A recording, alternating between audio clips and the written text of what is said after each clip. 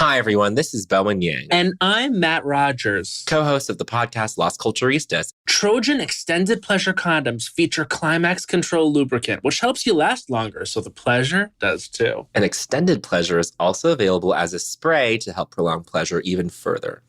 Can I spray it at a Beyonce show to make it last forever? Sure you can. So before the year ends, get yourself some extended pleasure condoms and extended pleasure delay spray from Trojan. Triple tested and trusted for over 100 years. Trojan, feel your best. Get yours on. Dan, Saatva is the best mattress choice for us. After all, how could you go wrong with their risk-free 180-day in-home trial and 15-year warranty? That does sound risk-free. Takes me back to some of our risk-free vacations. You mean that rafting excursion you claimed to be risk-free but ended in a 4-story waterfall? Or the African safari that ended with a flat tire by the lion's den? Or the... You know what? Let's just order our Saatva. Get $200 off your purchase of $1,000 or more at saatva.com/200. Welcome to Scary Time by Indie Drop-In Network. Each week we feature an episode from the best independent creators. Subscribe for great scary content. If you would like to help Indie Drop-In support indie creators, you can buy us a coffee. Just go to buymeacoffee.com/indie drop-in or click the link in the show notes below. Today's episode is from the Pineapple Pizza Podcast. Don't forget to check out the show notes for links to subscribe and follow on social media. Enjoy the show. Begin. Pineapple Pizza Podcast discusses the histories, cultures, and beliefs of regions around the world. These stories often contain mature and sometimes disturbing content that may not be suitable for all audiences. Listener discretion is advised.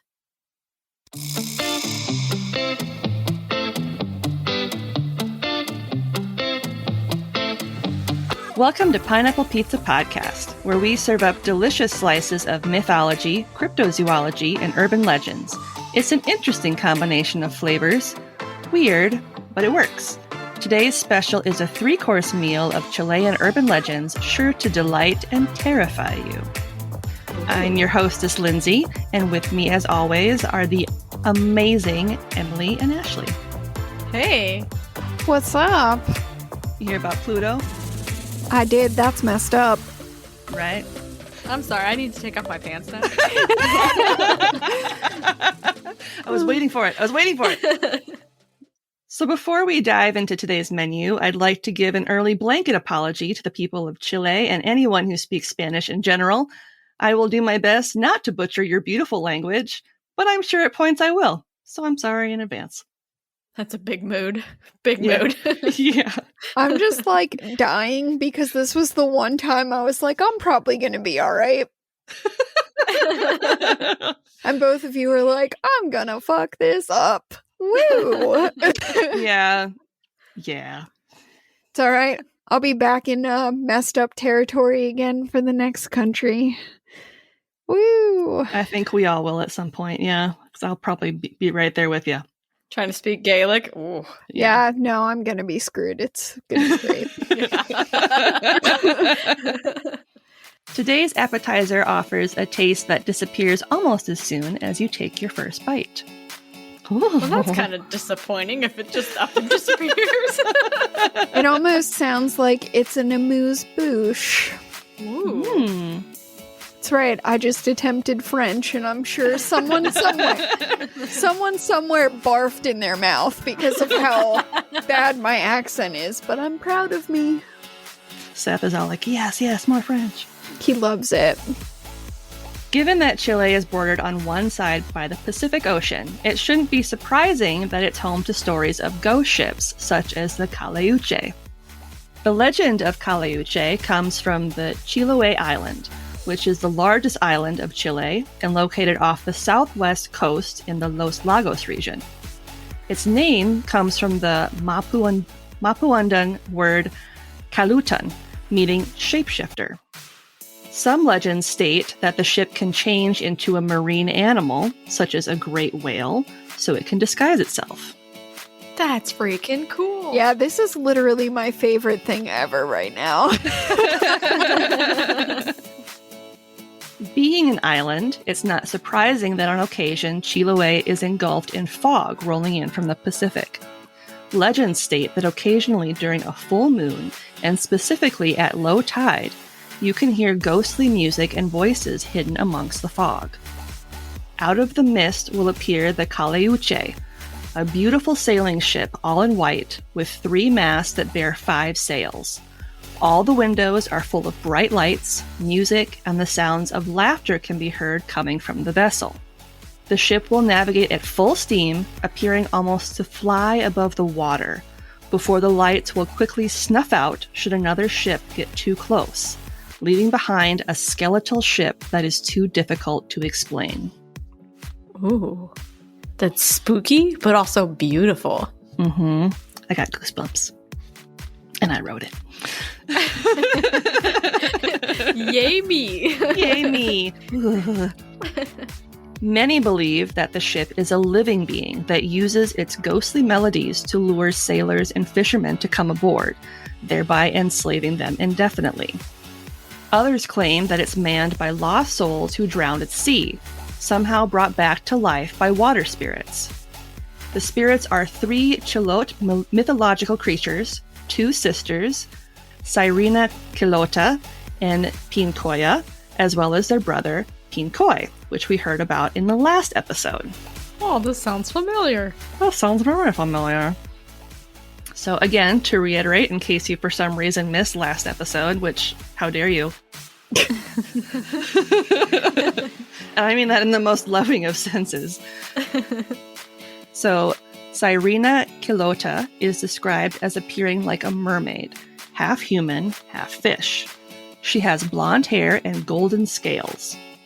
She assists her siblings in carrying the bodies of drowned sailors towards the Kaliuche so they can be revived and live happily forever aboard the ship. Her tears are said to be extremely delicate and very powerful if used as part of a spell. Pincoya appears naked and pure, with long blonde hair. She personifies the fertility of aquatic animals and can either provide or deny an abundance of ships or of fish to the Chilote by performing her ritualistic dance. And as Emily said before, if she dances toward the sea, a fruitful harvest of fish will come that year. And if she dances towards the mountains, seafood will be scarce. Pincoy, as the male of the trio, appears as a merman. Merman! Merman, Dad! Merman! I got the black lung pop. Everyone who hasn't seen Zoolander is like, what is going on? They're like, what? I have no idea what's happening right now. What is wrong with you? That's a serious illness.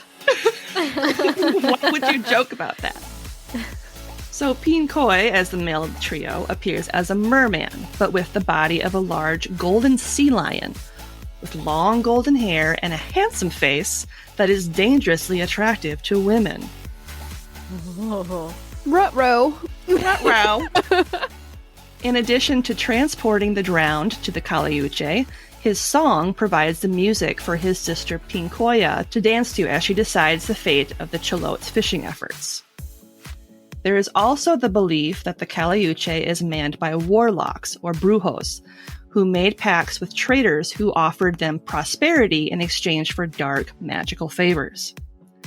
The Brujos can visit the Kaliuche whenever they please, and usually if they are in attendance at these parties, then it is most likely being led by Brujo Chilote, who will attend the gathering by summoning the Caballo Marino Chilote, which is essentially a water horse.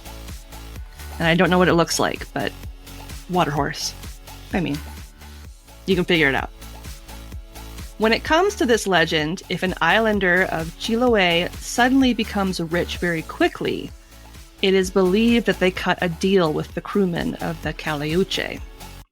Did I mention that once a person involuntarily becomes a member of the Kaliuche's crew, such as those that are lured to the ship like a moth to the flame, they are hideously disfigured? Oh yeah. Oh yeah. This sounds like it belongs in Pirates of the Caribbean. In addition to being trapped on the vessel for all of eternity, they also are transformed into creatures that eerily resemble the Invunche. The Invunche, which will make a reappearance in our main course, is essentially a deformed human that has its head twisted backwards. No! Ew. No! It also has twisted arms, fingers, ears, and even its nose and mouth are twisted. Kind of like the world's worst and most horrific Mr. Potato Head. That is gross. Yep. I do not want to look like a Picasso painting. Thank you. I don't like it. I don't like it. Yeah. It's said to walk on one leg and two hands because one of its legs is permanently attached to the back of its neck. No. Mm-mm. What? Hates it.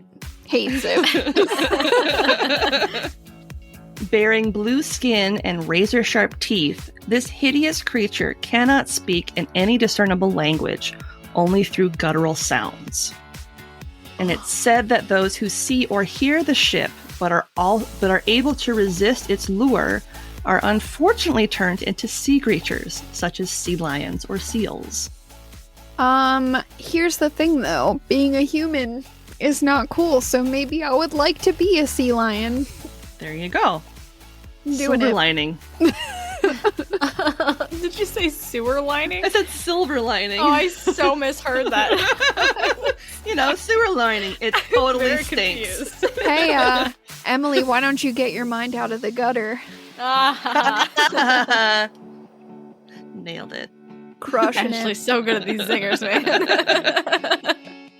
And as suddenly as it appears, it's said to disappear back into the fog, and it can be weeks or months before it is seen again. The legend surrounding Kaliuche may come from tales told by Dutch pirates surrounding the Flying Dutchman. Yes. Yes. It would make sense given that the spirits associated with this legend are also blonde-haired and blue-eyed, which would be rare in Chile at the time these legends started. It may be tied to the disappearance of the real-life Dutch ship, the Caleuche.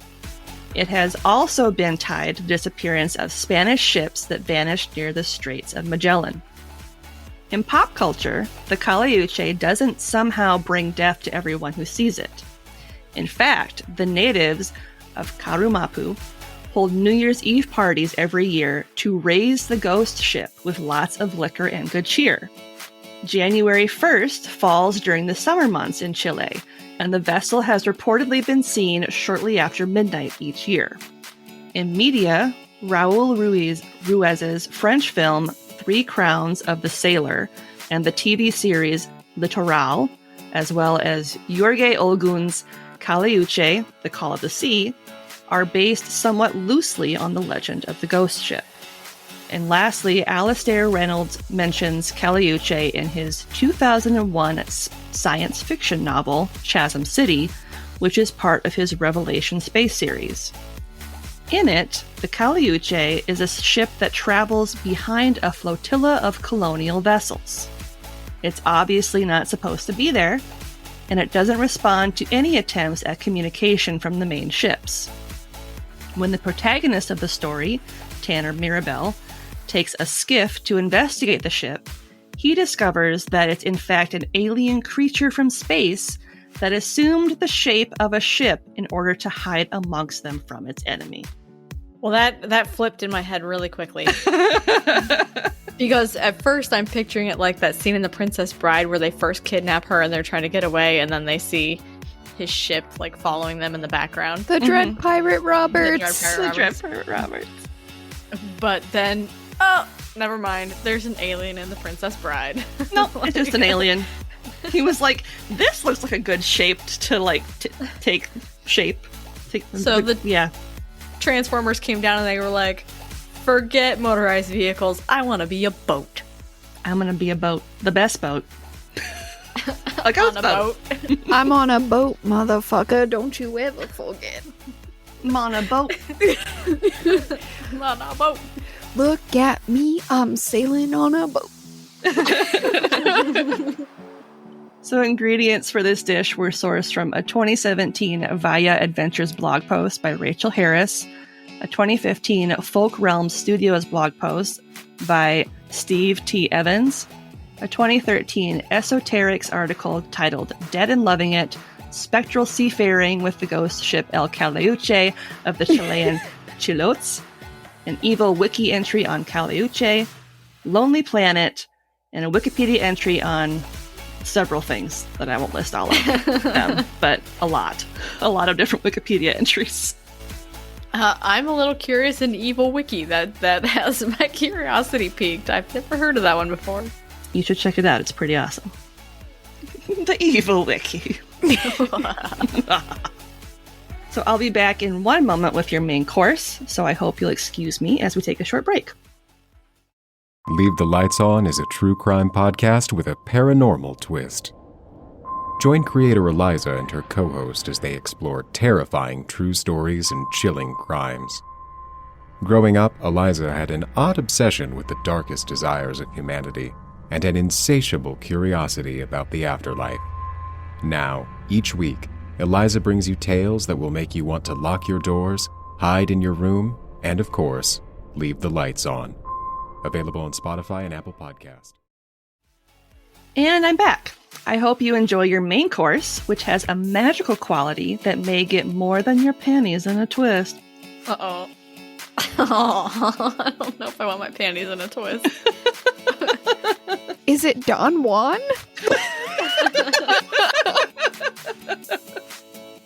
For our next dish, we're going to stay on the island of Chiloé, which is the largest in Chile and the second largest in South America.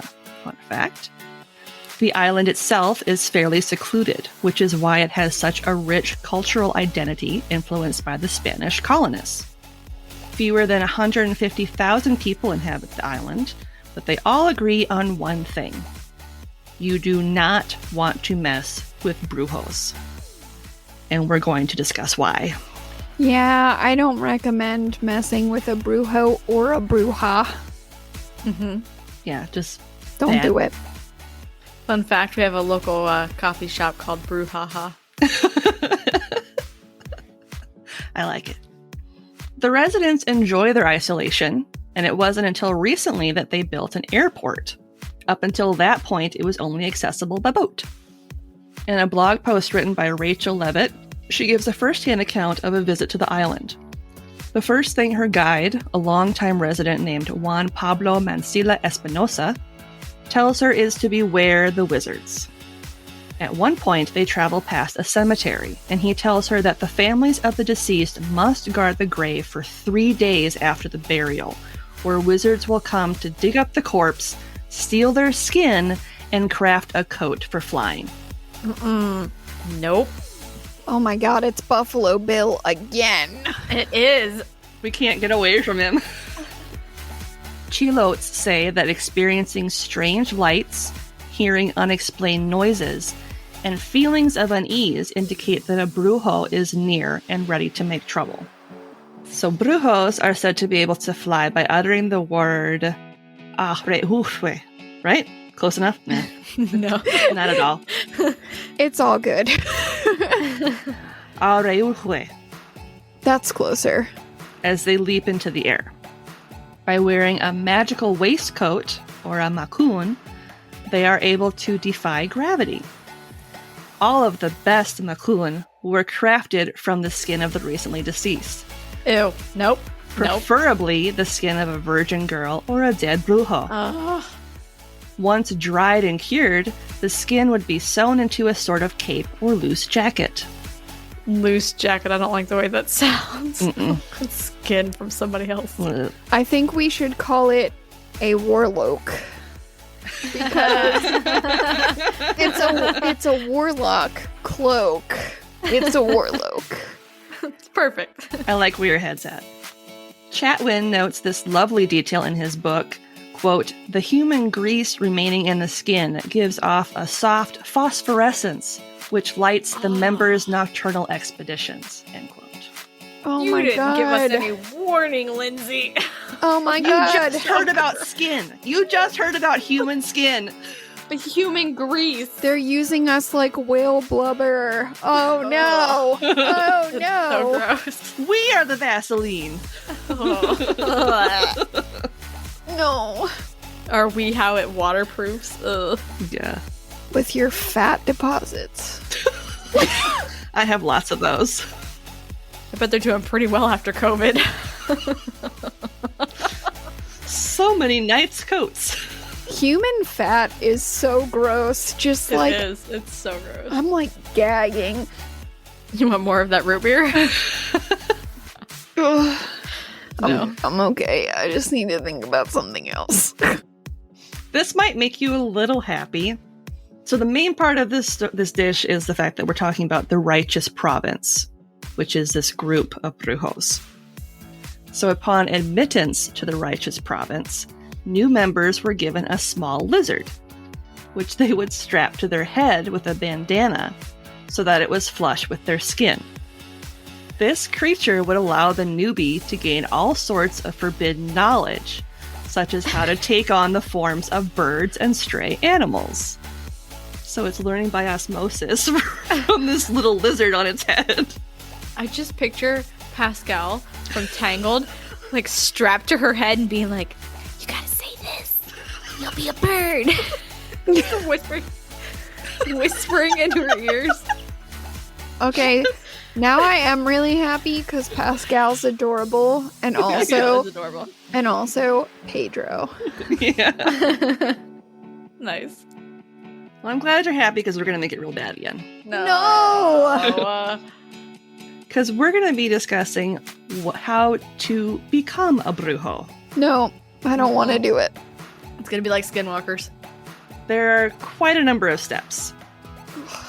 The first step is you have to spend 15 to 40 days bathing in freezing water, such as the Triugan River, to wash away any signs of a Christian baptism. Half the sources I found said 15, the other said 40, so I'm just giving you the full range. Somewhere in there is, depending on how baptized, I guess, you are, that will determine how many days you need to bathe in freezing water. You have clearly been more baptized than he has. You need 40 days. You're good with 15. Move along. After a sufficient amount of time has passed and you are officially unholy, the next step is to kill a loved one. But not only kill them, you also need to make a purse out of said loved one's skin so you can hold your book of spells. Good. Yep. Sounds right. After this, you must run 3 laps around the island buck naked, calling out to Satan. I can do that part. That would just be fun. That's like a regular Tuesday night. As a member of the Righteous Province, you'll get to enjoy such activities as killing animals. Oh, I can't do that. Causing general mischief, illness, and death, as well as cursing your enemies. Okay, I don't want to kill any animals, though. Unless they're chickens. I'm gonna eat those. Are we allowed to eat them? I think if you kill it, you can officially eat it. Okay, then fine. I will kill some chickens. You can claim your kill. She's on board. So now that you've officially become a Brujo and a member of the wizard sect, the real fun begins. Because it hasn't been fun up until this point. No, it has not. Oh my gosh. Once admitted, the Brujos will receive their instructions on the strict codes that they must now adhere to. Fun fact, once you were a member of the Righteous Province, you were no longer allowed to steal, except for skin obviously, rape people, or eat salt. Okay, here's the problem with that. I really like pretzels, so I guess I can't do this. Sorry guys, I gotta skedaddle. I didn't know about the salt part. After the initiation ceremony is complete, you'll get to enjoy the roasted flesh of human babies. Nope. No. Unsalted. Unsalted. No. Brujos have been blamed for a variety of disastrous occurrences on the island, from the enchantment of men and women alike, mysterious disappearances, untimely deaths, unusual property damage, and the slaughter of livestock. Well, yeah. Arguably the most famous story of Brujo activity was when a sect of them were publicly tried in 1880. Whoa. This is where it gets interesting. According to Bruce Chatwin, who wrote about the trial in his book, In Patagonia, a former wizard named Mateo Cunacar testified his involvement with La Recta Provinci, or the Righteous Province. Mateo and other members of the sect testified that they were a group of warlocks that existed for the sole purpose of hurting people. Mateo himself, who was 70 at the time of the trial, admitted to being a member of the Mayoria, or majority, for 20 years. He admitted that the Mayoria were running protection rackets, as well as disposing of their enemies with either poison or sahaduras, which are profound slashes caused by magic. So this is like the mafia meets witchcraft. Yep. On an island off of Chile. Yep. Yeah. Okay. The Brujos had been demanding annual tributes from residents to ensure that their crops and livestock wouldn't fall victim to any malicious spells, and to ensure that they themselves wouldn't fall victim to sudden accidents during the night. Accidents. Mm-hmm. Air quotes. Members of the Mayoria were said to possess magical stones that allowed them to curse their enemies. We know all about magical stones on this podcast. We sure do. At the trial, it was brought up that many members of the court believed these stones to be the cause of a spate of suspicious poisonings that had claimed a number of people over the years prior to 1880. I don't know if they were just like putting stones in the drinks, or I don't know. It kind of makes me think of like Nicholas Flamel's, what was the name of that stone? Philosopher's Stone? The Philosopher's Stone, but gone wrong. Mm-hmm. The Poisoner's Stone? Yeah. Yeah, like what do you do? You can't squeeze blood from a stone, you know. Can you squeeze poison from a stone? I don't know if you just pour hot water over it and it just becomes a poison tea. Like a beef tea. I don't know. Hot take, it was actually lead. It was just mercury. They just made him a mercury drink. It's fine. Hot take, the stone has nothing to do with anything and they were just poisoned. Yeah. Yeah. They were just like, look over here. I have a rock, beware. I got my magical stone. When the Brujo needed to spy on people and were unable to do so themselves, they used their dark magic on teenage girls. No! Teenage girls have enough problems. Leave They them alone. do. They would strip them naked before forcing them to drink a mix of wolf oil and the juice of the na tree, which is a fruit that's native to Chile. Why do they need to be naked? Because they're going to be transforming. Oh. The potion is said to be so poisonous that it causes the girls to vomit up their own intestines. No! Before transforming them into la voladora, or large, long-legged birds that resemble a rook, which is basically a crow. Lindsay, you just go right into this with this is the second time with no warning. Like, oh Sorry. my god. Sorry. Just dropping it on us. That was hard. I'll give trigger warnings in the future, I guess. God. After they fulfill the conditions of whatever their mission is for the Mayoria, the birds are allowed to return to the spot where they ingested the poison at daybreak, so they can then eat their entrails and turn back into young women. God, I knew you were going to say that. Son of a bitch. Why? I don't like it. I don't like it. I don't like this. I don't like this story. No, listen, here's the thing about this. Hate it. Hot take. Okay. I'll say it's terrifying. So it's definitely one of your best in terms of that, but also, ew, this is really gross. Yeah. Like, That's don't fine. like it. I threw up in my mouth. Oh, no. It's fine. I hate to break it to you, but this is the tip of the iceberg. Alright, well, I'm gonna just take a swig of water. I don't. I was just like, give me 5 minutes. I need to go get a bucket. I need some tequila. Preferably like a cute puppy to sit up here. No offense, River. Sick burn. She left. I insulted her and she left. She's like, fine. She's like, whatever. Screw you, Mom. Suffer in silence. So, the locals warn that if you go hiking in the forest, you should never go so deep that you can no longer hear the ocean, for that means that Brujos are near. So essentially, you want to stay as close to the ocean as possible. And there's a reason for this. Because the group meets in a secret cave hidden in the forest in the side of a ravine. And it's believed to be hidden somewhere outside the tiny coastal village of Quikabi. Mateo went on to explain that the cave was guarded by an Invunche, as we mentioned earlier. What I didn't tell you is how and why an Invunche is made. This is your trigger warning, so buckle up. Oh, fine.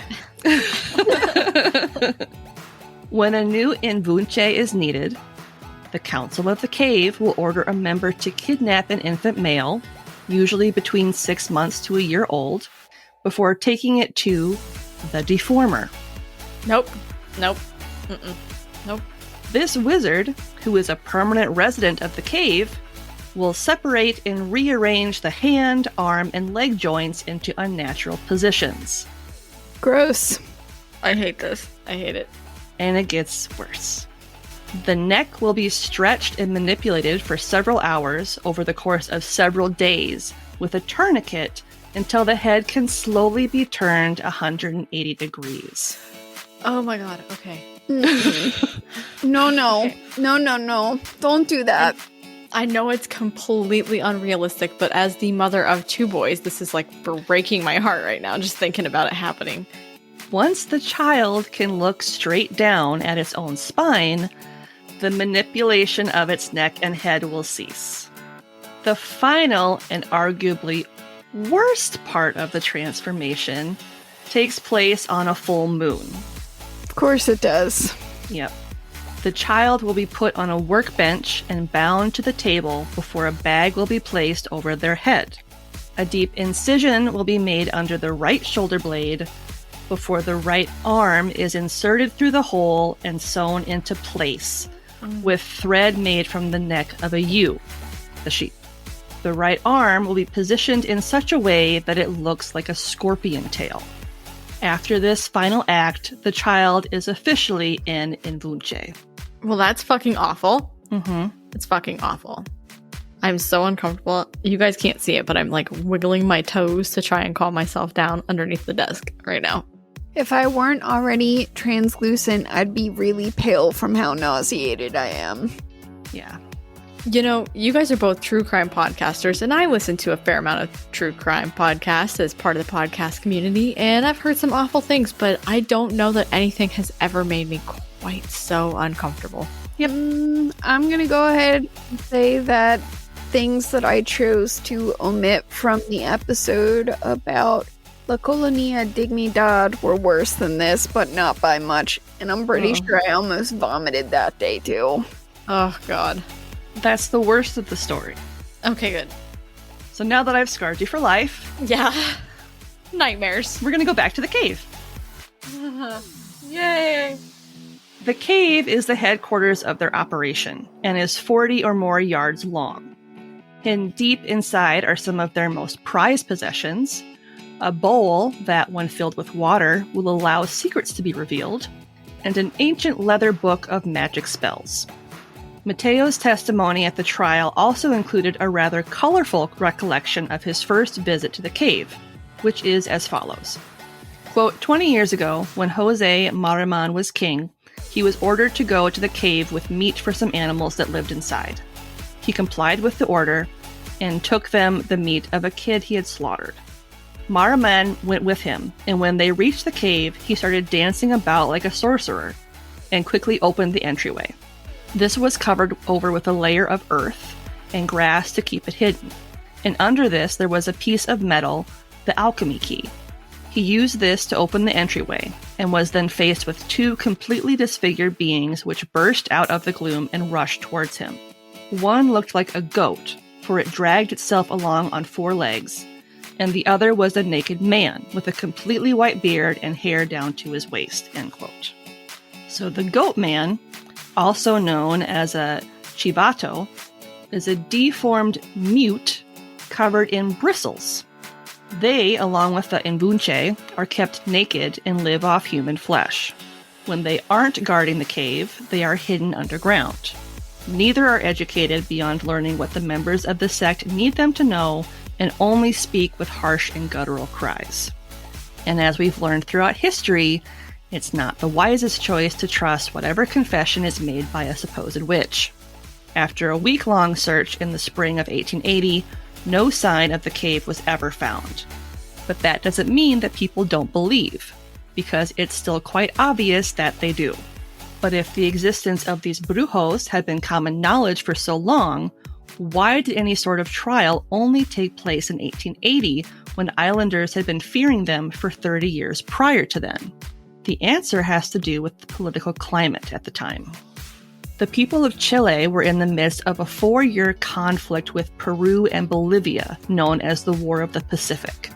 Since the bulk of Chile's armed forces were fighting in the northern half of the country, Argentina used this to their advantage to try and claim land in Chile along the border between their two countries.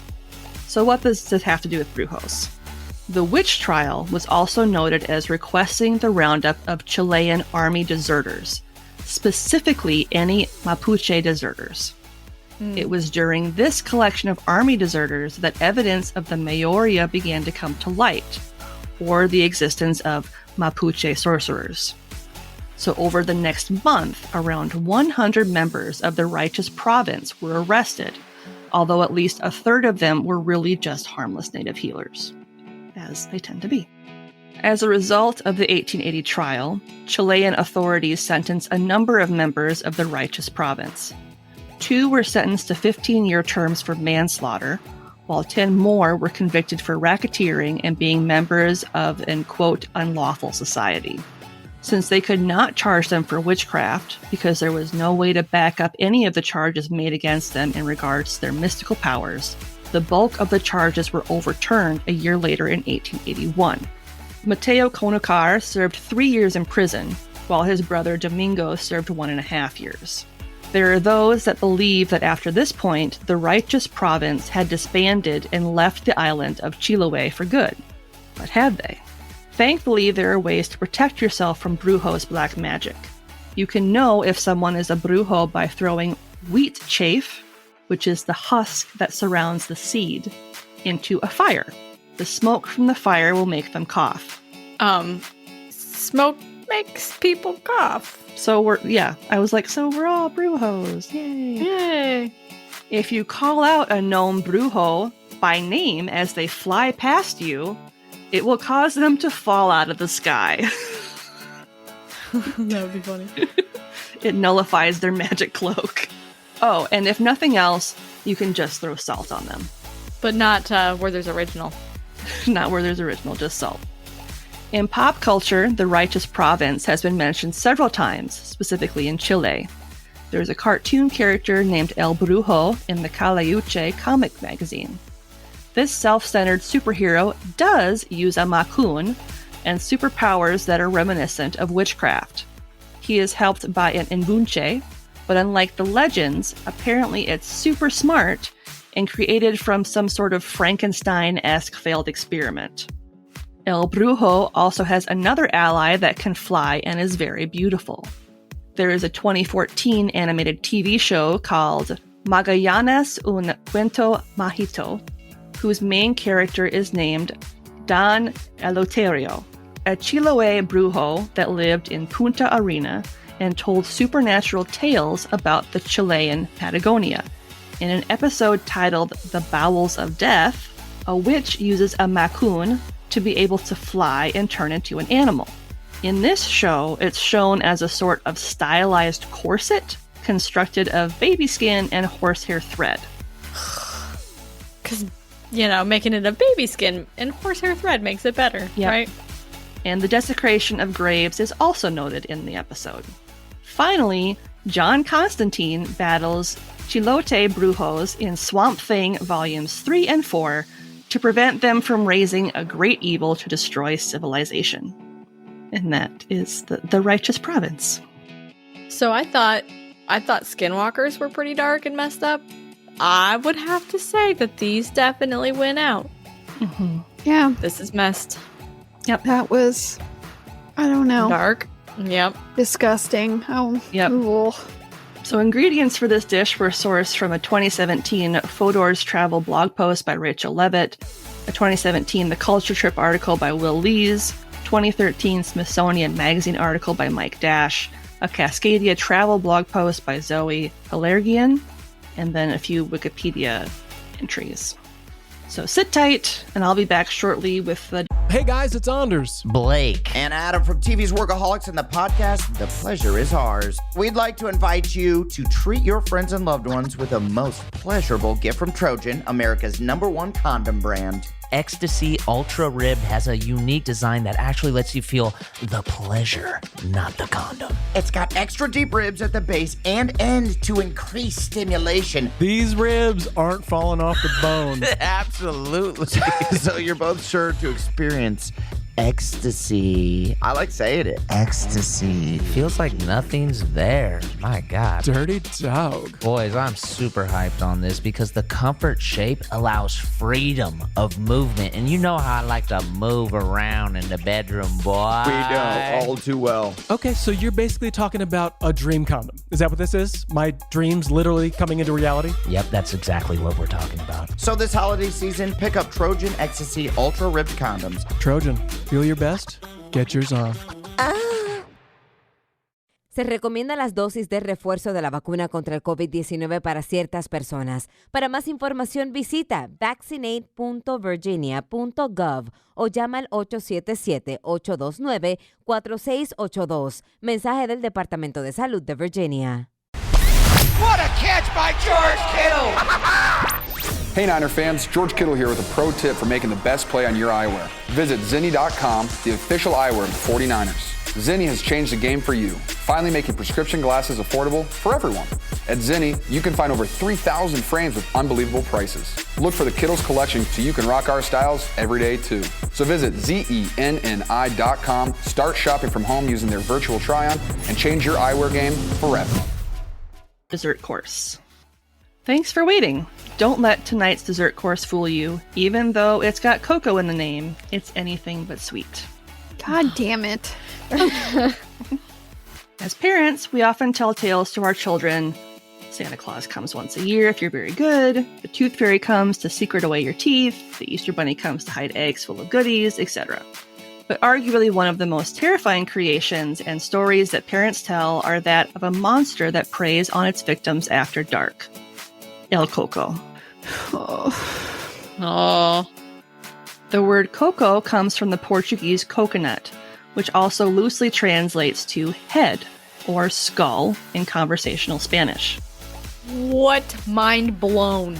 I like skull milk. Gross. That's gross. That's so messed up. If you look at the furry coconut and its 3 indentations, you can see why it looks like a head. Also referred to as cuco, coca, cuca, or cucuy, its origins come from Portugal and the Spanish Galicia, where it appears as a monster with a pumpkin for a head. So think of like a jack-o'-lantern with 2 eyes and a mouth. Or the 1980s horror movies Pumpkinhead. Mm-hmm.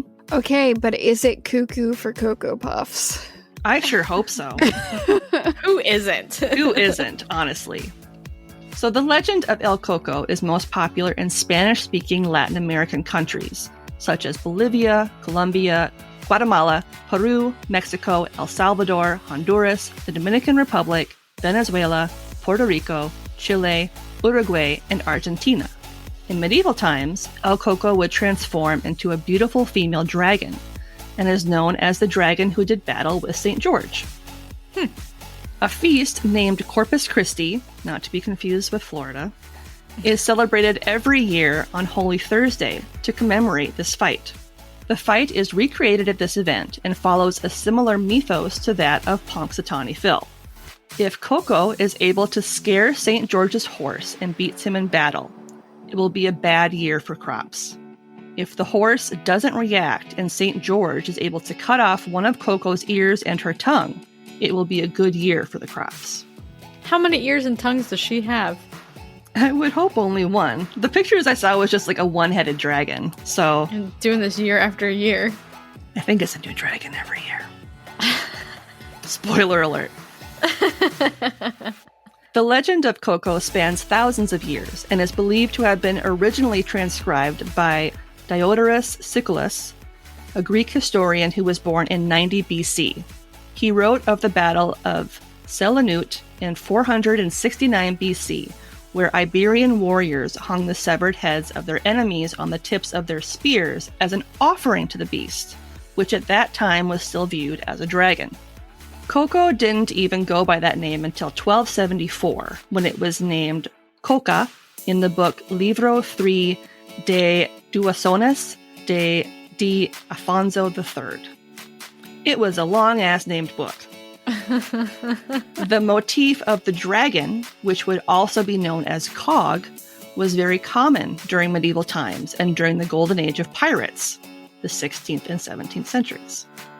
El Coco is compared to such creatures as, I think it's Pugat Mamu, Black Anise, and most famously, the Boogeyman, is said to have a monstrous head and normally appears as a hairy monster with razor-sharp teeth and wickedly sharp claws. El Coco is known to hide in closets, on roofs, behind curtains, in fireplaces, and under beds. Not only that, it can change its shape, and has been described as a fanged creature resembling a vampire. In Catalonia, it appears like a turtle with a dragon head, horned spine, and dragon claws. Okay, I kind of love that. That's just really cool. Yeah. That'd be intimidating to see that pop up out of a lake. Until you get to the part where it has to eat 3 cats and 3 children every night. Oh, no, I don't like that. Yeah. No. Well, less cool. Less cool. Ashley's okay. Ashley's Less okay with cool. the cats. I can't be okay with the cats because it's recently occurred to me that I'm probably a cat person. Like, here's the thing. I love dogs and I love having dogs. So, like, as a person that gets pets, I always get dogs. But apparently, personality-wise, I'm a cat. So, I could see that. That's fair. It's because I'm always knocking things over and eating plants. And you don't like being touched. Yeah, Don't touch me! It's because I only want attention when I want attention. That's fair. So, yeah. Nailed it. That's what it is. In Brazil, Coco appears as a humanoid female alligator named Cuca, or an old woman with a sack. So either of those, I guess. Alligator, old lady with a sack, you know, they're the same thing. In Mexican-American tellings, such as in Mexico, it is described as a small humanoid creature with glowing red eyes that likes to hide in dark places. That's creepy. Mm-hmm. Yep, not a fan. Coco is said to do one of 2 things: devour a child and leave no trace, or take them somewhere they'll never be found in order to feed off their sorrow. Okay, but here's the thing. How do we know which one of those things happened? How do we even know those are the options if there's no trace? I wonder if someone was like, wait. Bro, what's happening here? Somebody tagged their baby, that's what happened. They put a microchip in it. You're telling me someone low-jacked a baby. It's a thing, man. They put a GPS tracker on their baby. Quick, wear this GPS tracker when you go to bed. Why? No reason. Oh, it has For funsies. And it has a special built-in device that measures whether or not your happiness is being sucked out. Whether you're in the presence of a Dementor. But if that's what the options, those are the options. In more benevolent narrations, El Coco is supposed to act as a sort of parental ally, punishing misbehaving children, but this seems a bit extreme even for me. In the Brazilian Cuca version, it will come and get you and turn you into soup or soap if you cannot go to sleep when your parents tell you to. Okay, so then my question is, do you get turned back in the morning? Is that like an overnight punishment, or is that up for good? It didn't say. I'm not sure how I feel about that one. I love how the options were soup or soap. Like, One you want to eat, the other you really don't. Yeah, one you're going to wash with. That's fine. I'm kind of wondering if maybe that's like a translation thing. That's kind of wondering too. Because that's two completely different things, but also the word for soup is sopa in Spanish. So I think somebody saw that and was like, it's obviously soap, but it wasn't. Bet you it was somebody American. Probably. Well, now I'm just picturing them turning it into like cans of soup, like Campbell's, like a weird Warhol type of thing. Oh God! Just leave a stylized can of soup in your child's bed. Honey, I can't find Timmy anywhere, but we have a big Technicolor can of chicken and stars. El Coco, as they appear today, isn't how they were always portrayed. Prior to the 16th century, Coco was seen as a type of guardian angel, and it wasn't until later that its appearance and general purpose changed to one of malevolence and fear. So how does one protect themselves from El Coco? It's said that you can stop it by singing lullabies. There is a rhyme in Juan Cox's 17th century Oto de los Desposoresos de la Virgen, which is the earliest known written record of El Coco, that tells children to go to sleep before El Coco comes to eat them. Guys, that's going to have the opposite effect. Allow me to assure you, as someone who suffers from both chronic insomnia and anxiety, you're doing it wrong. One of the most chilling origin stories that I came across in my research is that of a man named Francisco Ortega, who contracted tuberculosis in the early 20th century and enlisted the help of a curandera, which is a healer, but it's usually a witch of some kind. The curandera told Ortega to drink the blood of children to cure himself, and it's said that Ortega kidnapped a child named Bernardo with a black cloth bag. Spanish parents tell their children that he still roams the streets today with that black cloth bag, looking for disobedient children to kidnap and drink the blood of. So he gets sick, and the cure that's told to him is to drink the blood of a child. And he's like, yeah, okay. Yep. Because the witch said so. So it must be true. Genius. Yep. In pop culture, El Coco has become a quite popular figure in a number of fictional works. The legend of El Coco was immortalized in 1799 in a painting by Goya entitled Que Viene El Coco, or El Coco Comes, and it shows a woman and two screaming children cowering in fear from a hooded figure. Goya was pretty twisted. A lot of his stuff was messed up. Yeah. The painting inspired hundreds of poems, songs, paintings, and more from the 17th century through to the present.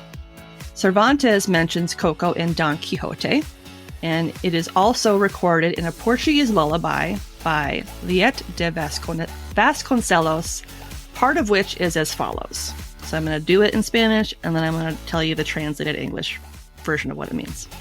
Vaite coca pera cima do telhado desa o menino dormir son ninho descansado, which means leave coca, go to the top of the roof. Let the child have a quiet sleep.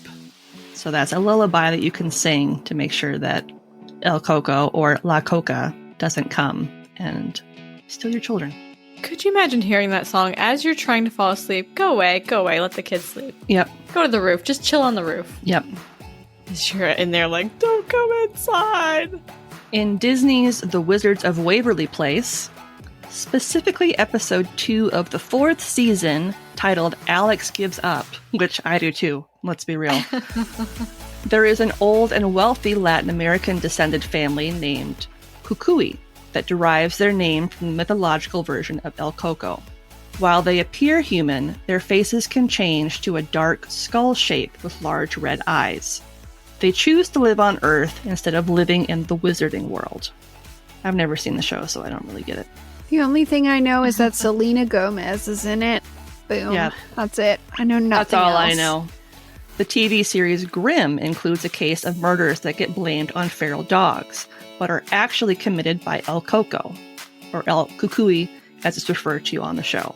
The entity poses as a little old woman who changes into a beast form and slays the criminals that prey on crime victims in a weird sort of vigilante justice. Stephen King uses El Cuco, or El Coco, in his recent work, The Outsider, stating that it appears as worms that are able to shape-shift into a human by taking some of their DNA. Like Pennywise, it can change shape to appear as whatever its victim fears most, and it feeds on that fear and sadness.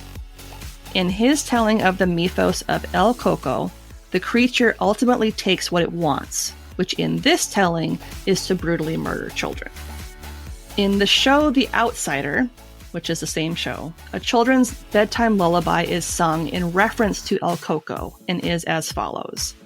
Duérmete niño, duérmete ya, que viene el Coco, y te comerá. Which means, sleep my baby, sleep baby do. The boogeyman's coming, and he will eat you.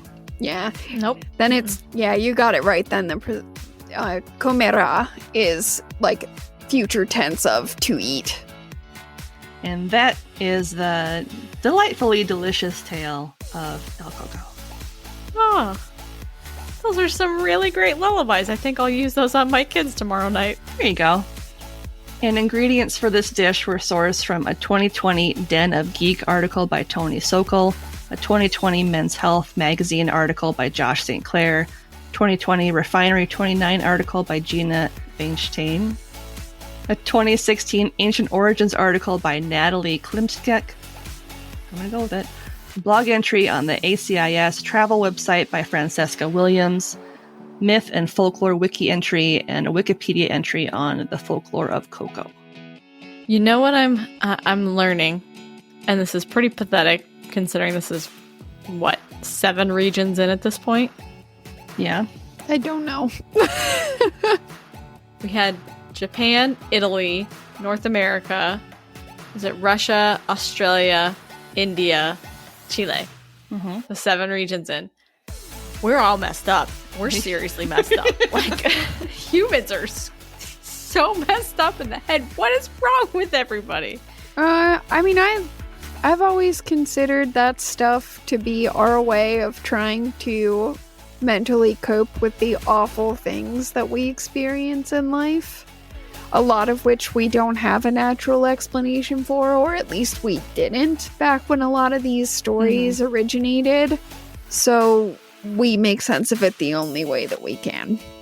Why do we feel like we need to damage our children before they even get there? Because this is all of it goes to kids. Let's tell these stories to kids. Yeah. I don't know. My mom definitely used to tell me horrible stories about kids getting kidnapped and stuff because I was one of those children that would kind of daydream a lot and get all stuck up in my head. Oh my god, imagine me getting caught in my thoughts. When would that happen? But I would wander off a lot because of it or not stay with her. So yeah, I got told those stories about how I was going to get kidnapped and murdered all the time when I was a kid. Nice. Okay, as a parent, I have to say that I've definitely done that with my kids a few times. But I don't make up creatures. I always just tell my kids if a parent or if an adult comes at you and is like, I need you to help me find my puppy. No adult ever needs your help in finding something. You need to scream as loud as possible and run away. Mm-hmm. As any true crime podcast has taught me over the years. Yeah, don't trust strangers. Don't trust people. Don't trust people you know either. That's true. Yep. Because they're more likely to kill you. But basically, don't trust anyone ever. Never let anyone in and die alone. That's the safe way. I'm in the middle of the plan. So. On that note, does anybody have anything happy they'd like to share? Let's turn this around, but not like an Invunche. Yeah. No, turn that frown upside down is much better than turn it around like an Invunche. I don't ever want to see my spine. I don't want to look down and see it. I don't want to see like it sticking out of my skin. No, I can't do this. Nope. Yeah. All right, so we're trying to think of something good. Trying to think of what's happened since the last time we talked. A week ago, not like actually the last time we talked, because that would be ridiculous. Oh, now that all of us are fully vaccinated, I was talking to Maddie recently, and we're going to try and do a live stream gameplay of the Donner Party. Ah, that'll be fun. So or gross. We're not sure yet. Yeah, I haven't opened the box yet at all, so I haven't even like seen what the cards look like or anything. So that should be kind of fun. Well, they look pretty cute in the pictures that I saw. They don't look creepy or gross. They look like campy and fun. Yeah. So, but it's also the Donner Party. Yeah. So I'm looking. It sounds like the game is more kind of like the game of Clue. So you're trying to figure out who ate who. Maybe. I don't know, like who's the cannibal in the group? I don't know. Oh god. Okay, so Jimmy filleted Susie behind the pine tree.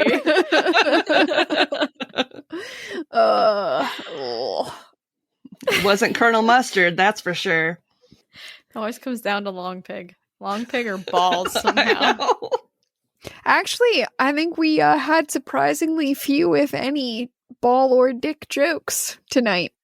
That's true. We did have some incest, very briefly, very lightly. Just some light incest. Yeah, I think this is the first triptych where we haven't had any dick and ball jokes. That's a miracle. I feel like we need to write this down. I mean, I did Let's mark it. Well, does the eunuch thing count? Because if eunuch corn counts, then we kind of did. But I'd have to say that's more of an absence of joke than. That's true. Oh, God. That's so going on the show title. Chile. Ball free. Chilean eunuch corn. Eunuch corn. I feel good about it. I do too. It was great. One of your best works. Indubitably. I guess, okay, I kind of had a good thing, even though I think talking about it out loud might jinx it, but fuck it. Not that long ago, I had an idea for what I think could be a really amazing book, or even a series of books. Ooh. So I have actually started writing fiction again. Yay! It's, oh my gosh, I can't wait to read it. It's slow. You get to read it, right? Well, yeah, but it's slow going right now. I think I only have 2 chapters done so far, and I've been working on it for probably like a month now. It's just even still. Well, it's just hard because I have a lot of problems with carpal tunnel pain. Mm-hmm. And I already do a lot of typing and stuff to get my notes and things ready for the podcast, and my job is literally typing. I was going to say not only that, but your job too. Yeah, so I can only do so much at a time. Otherwise, I'm going to end up not being able to move my wrists. But yeah. Have you considered there are programs that you can download where you can dictate? Yeah. And they're pretty good. Yeah, but I don't really know how good I feel about saying aloud all of that stuff. It's not gonna, I mean, it's kind of dark. Oh, I thought you were going more like, okay. Like brown chicken, brown cow. No, I mean, there's brown chicken, brown cow. There's always that possibility, because I have written some very smutty slash fiction that's out in the world, although my name is not on it, so good luck. I have to, so so it's very possible. But no, it's kind of a dark theme. But it'll be what it is. I also have to do some research to make sure that I'm getting some of the historical parts of it right, because it's not time travel, but we'll be moving about through time, if that makes sense, for different sections of it. Yeah. So I have to do reading and stuff along with it. So I'm excited about it. I feel really good about it, but it's also going to be something that takes a while to get done, just because of all the other things that are going on. Yay, that's awesome. That is awesome. I'm so happy for you. It might get me burned at the stake for being a witch. Actually, no, it'll get me burned at the stake for being a heretic, but that's okay. We'll be right there with you. Yeah. Be like, burn us too. I'll be at the stake next door. So I had something really cute happen the other day. We took the boys for a nice long walk, which we do pretty regularly. That's our family time, is going for long walks together. And then afterwards, we went to the park that's right behind the house. There's a playground. Mm-hmm. And while we were there, this little boy came up, and the kid probably is like 3 years old. He's teeny tiny. He looks like a toddler, swinging on things, climbing around like a little monkey, just getting around. Easy peasy, unafraid of everything. Comes up to us and he's like, "What's your name?" So I say my name, and he asks the kids their name. And he goes, "Ask Joel." And he goes, "What's up, Joel?" "What's up?" He does the little like head flip. "What's up, Joel?" Tosses his head back sideways. And then he's doing all this stuff, running around, having fun. And this kid is like a little old man in this itty bitty, teeny weeny little body. Absolutely fearless, speaks perfectly clearly. Like, my kids are 7 and 9, and I still don't understand half of what they say. This kid was perfect. And then at the end, we were getting ready to go. And he's like, "Where are you guys going?" I said, "Well, we're gonna go home, have dessert, and then they're gonna go off to bed." And he goes, "Can I come? I already asked my mom. She said it's cool." I was like, "What? Your mom is nowhere near here." Like, no, maybe next time I'll talk to your mom and we'll make sure that that's okay. He communicated. He communicated with her telepathically because that's how advanced he is. So. Yeah. Joel and I were both like, "That kid is amazing." Like, we were both floored by this kid. It was so cool. It was just one of those things that you're just seeing this little child and you're like, "Holy cow, that is absolutely a full grown, that's an old soul in a tiny little body." That was my fun thing. That's awesome. So before we close the restaurant for the night, we wanted to share with you a review from one of our satisfied patrons. This is from user AU1294. They say, "Great podcast. I love this podcast so much. It's such a fun twist on mythology, urban legends, and cryptozoology. They cover some things well known and others that I know I've never heard of. I definitely feel like I'm learning something from this podcast. You need to be tuning into this podcast." Thank you. That's a good one. Thank you. One. They're all good, to be honest. We're teaching people stuff. Woo! All I can say about this episode is I'm sorry. I'm sorry for teaching you the things that you learned today and for ruining your life. Please come back. I promise I didn't do it on purpose. I thought we were supposed to wreck your life. I know. The wrecky becomes the wrecker. I feel like I give that speech at the end of so many episodes of Scarlet. I'm like, "I'm sorry I've violently depressed you. Like, please come back." Like, please come back. I am a good person, I think, most of the time. I promise. All right. Shall we, ladies? Let's. Thank you for visiting our beautiful pizzeria and enjoying a slice of urban legends. Pineapple Pizza Podcast. We're sweet and cheesy, and not everyone understands us, but we're glad that you do? ? If you're enjoying the show and you'd like to help support us, check out our TeePublic shop for some amazingly fun and funny merch. Or if you want to do a one-time donation, you can do that on buymeacoffee.com and buy us a fresh slice, because we can never get enough of basically anything, if we're being honest. If you absolutely love the show and you want to check out some fantastic bonus content, you can become a donor on Patreon and earn all kinds of amazing benefits. We have 3 tiers to accommodate almost any budget.